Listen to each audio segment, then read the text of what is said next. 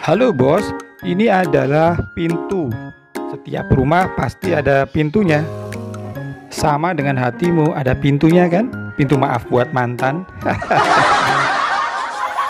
Fungsi utama pintu adalah tempat masuk dan keluarnya aktivitas kita. Kalau mau masuk rumah ya buka pintu, kalau mau keluar rumah ya buka pintu juga. Jadi merupakan jalur utama keluar masuknya aktivitas.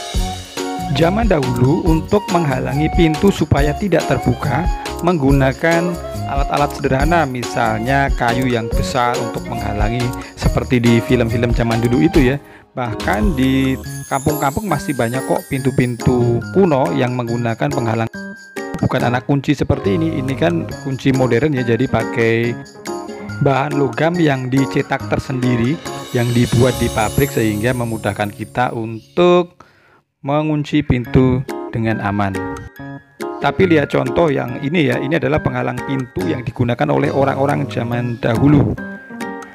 Mungkin karena anggapan bahwa pintu itu besar, maka diperlukan juga penghalang yang besar. Jadi seimbang ya, penghalangnya besar karena pintunya besar, atau kalau dibalik, berhubung pintunya besar maka penghalangnya dibuat besar juga supaya dapat menahan dorongan dari luar, supaya dapat menahan pintu itu tidak terbuka meskipun didorong dengan kencang dari luar.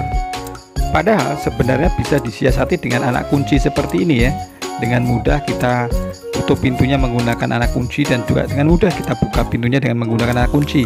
Padahal anak kunci bentuknya kecil ya, tidak sebesar yang digambar tadi. Kira-kira apa yang membedakan anak kunci ini dengan penutup pintu besar yang tadi? Sama-sama penutup pintu, ini hanya kecil tapi mampu untuk menutup pintu dengan kuat dibandingkan dengan penghalang pintu yang besar yang mungkin sama-sama bisa menghalangi pintu dengan kuat, tetapi lebih repot.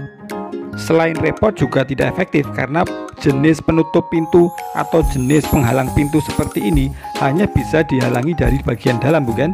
Tidak bisa dikunci dari luar, bukan? Nah, kalau kita mau pergi lalu dikunci dari dalam, lah kita keluarnya lewat mana? Bos, belajar dari ilmu pintu ini ya. Kalau lebih spesifik lagi adalah ilmu mengunci pintu. Kamu pasti pernah dengar banyak orang bilang, "Oh, saya tahu kuncinya," atau "saya punya kunciannya."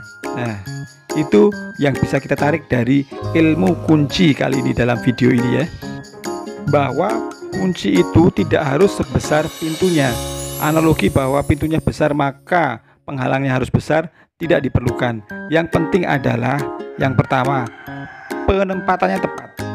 Coba aja kalau kunci pintu ini saya letakkan di ujung atas, di paling atas seperti ini ya, di bagian sini, pasti juga mudah didobrak karena kuncinya di atas bukan di tengah.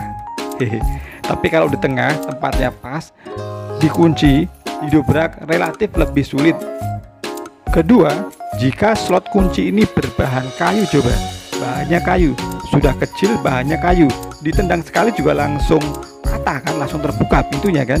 Jadi kedua juga bahannya harus tepat. Ketiga adalah bentuknya harus tepat, karena kalau bentuknya tidak tepat maka dia akan mudah sekali dibuka. Jadi kalau slot pintu kunci ini biasanya bentuknya kotak keras berbahan dasar logam. Jadi karena keras dan juga tepat bentuknya maka dia susah untuk dibuka kalau dia sudah masuk ke slot pintu satunya. Jadi benar-benar sepasang bentuk yang tepat hingga kuncinya menjadi kuat. Bos, dalam hidup sesuatu yang besar tidak selalu harus dilawan dengan hal besar juga. Kadang cukup dengan anak kunci pintu yang kecil ini ya, asal dengan catatan 3 tadi ya. Pertama, tempatnya tepat. Kedua, bahannya tepat. Ketiga, bentuknya tepat. Jadi Anda harus mencari tempat yang tepat untuk menyelesaikan sesuatu. Kedua, bahan penyelesaian atau rencana penyelesaian yang pas. Terakhir adalah bentuk penyelesaian masalah yang pas sehingga lebih efektif saat diterapkan.